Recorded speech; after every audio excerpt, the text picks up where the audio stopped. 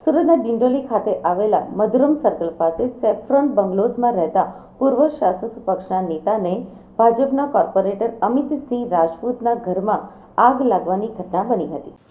એકાએક આગ લાગતા વહેલી સવારે નાસભાગ મચી ગઈ હતી. ઘરમાં કુલ 5 જેટલા સભ્યો હતા. ફાયર વિભાગને જાણ થતાં જ ઘટના સ્થળ ઉપર પહોંચી આગ ઉપર કાબૂ મેળવ્યો હતો. અમિતસિંહ રાજપૂતના બંગલામાં પહેલા માળે આગ લાગતા આગના ધુમાડા નીકળવાના શરૂ થયા હતા. નિંદ્રાધીન પરિવારજનોને ધુમાડો લાગતાની સાથે જ એકબીજાને જગાડ્યા હતા અને પોતાનો જીવ બચાવવાનો પ્રયાસ કર્યો હતો. આ આગની ઘટનાને પગલે માન દરવાજા, ડુંભાલ અને ઉધના ફાયર સ્ટેશનથી ફાયર જવાનો કાફલો ઘટના સ્થળે પહોંચ્યો હતો અને આગ ઉપર કાબૂ મેળવવાની કામગીરી હાથ ધરી હતી.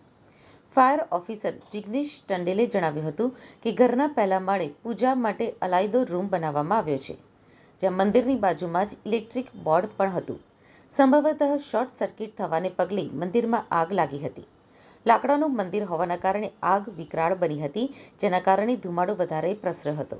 જોકે પરિવારના તમામ સભ્યો સમય સૂચકતા વાપરીને સુરક્ષિત ઘરની બહાર નીકળી ગયા હતા અને ધુમાડાના કારણે તેમનો પાલતુ શ્વાન બેભાન થયો હતો, જેથી તેને સારવાર માટે હોસ્પિટલમાં ખસેડવામાં આવ્યો હતો.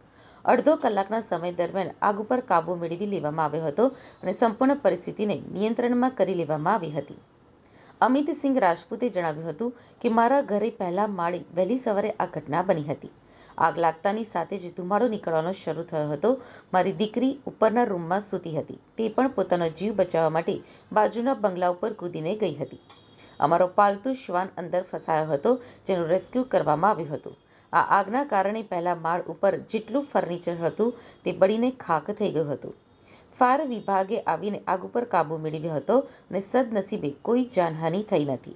બધા જ હેમખેમ ઘરની બહાર નીકળી ગયા હતા.